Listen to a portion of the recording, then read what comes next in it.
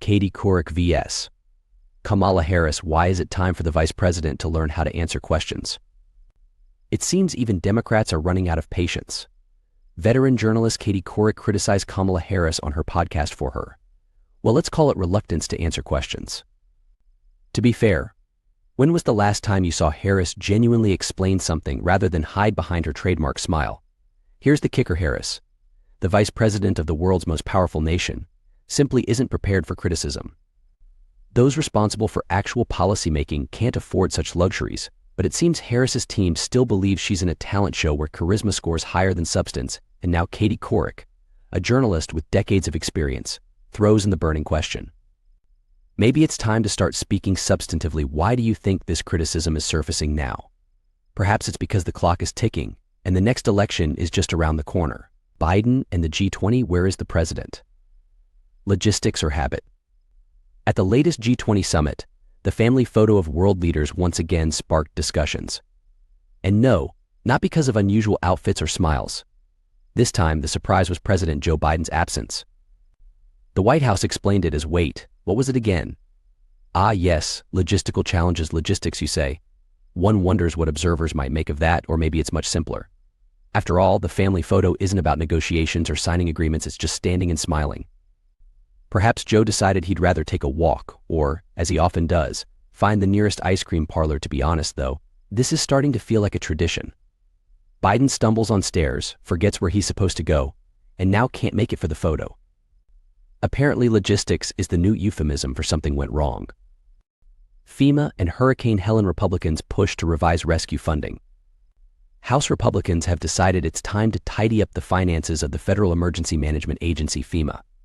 On the agenda is a reallocation of funds to ensure aid for Hurricane Helen victims reaches them faster. But as always, good intentions come with their nuances.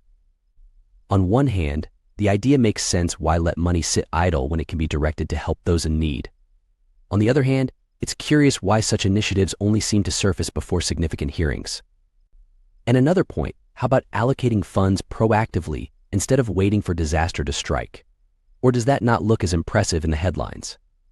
FEMA has already faced criticism for delays and bureaucracy. And now political maneuvering is entering the mix. Maybe the issue isn't the funding but the system itself. Robert F. Kennedy Jr. on U.S. Healthcare: time to change the rules. How many times have you heard that American healthcare is the most expensive in the world but delivers some of the worst outcomes? Robert F. Kennedy Jr., recently appointed by Donald Trump to lead the Department of Health and Human Services, hasn't shied away from calling it a system in need of radical change. But can he truly tackle this monumental task? No one disagrees American healthcare has long resembled a profitable business more than a system of care. Patients pay thousands for procedures that cost pennies in other countries.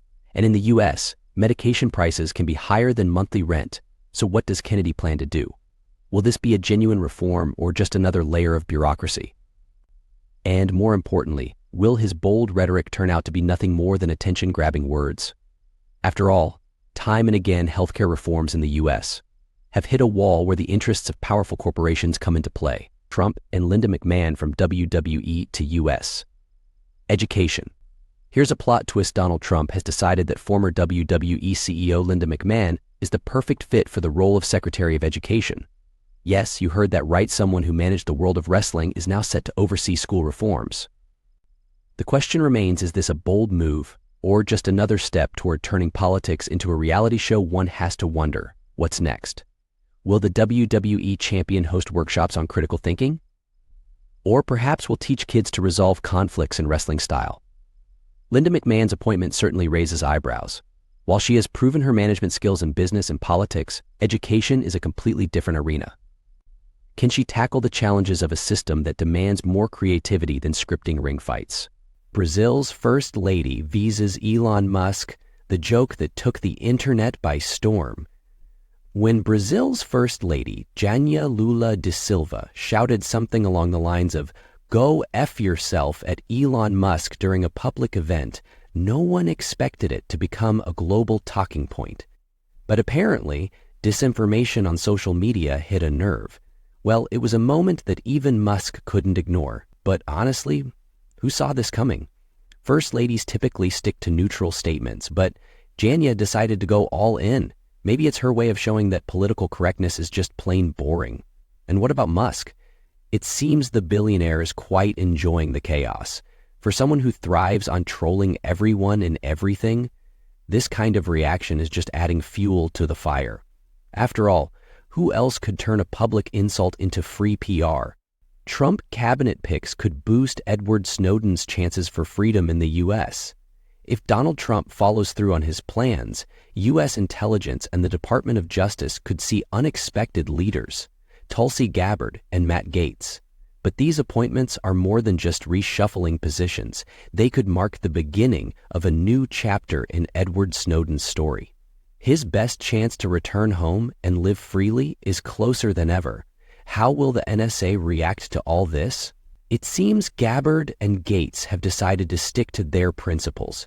If you can't beat the system from within, just expose it. Snowden is probably watching all of this from Moscow with a slight smirk. Because if these appointments go through, he might actually have a shot at returning to the U.S., perhaps without the fear of a prison cell. But let's be honest, the Senate isn't likely to give the green light without a fight, especially considering how these appointments could shake up the existing political order. Then again, maybe that's exactly what Trump is aiming for. What do you think, friends? Is this the path to freedom for Snowden, or just a political utopia that will never leave the paper? Share your thoughts in the comments, and don't forget to subscribe to stay updated on how this story unfolds.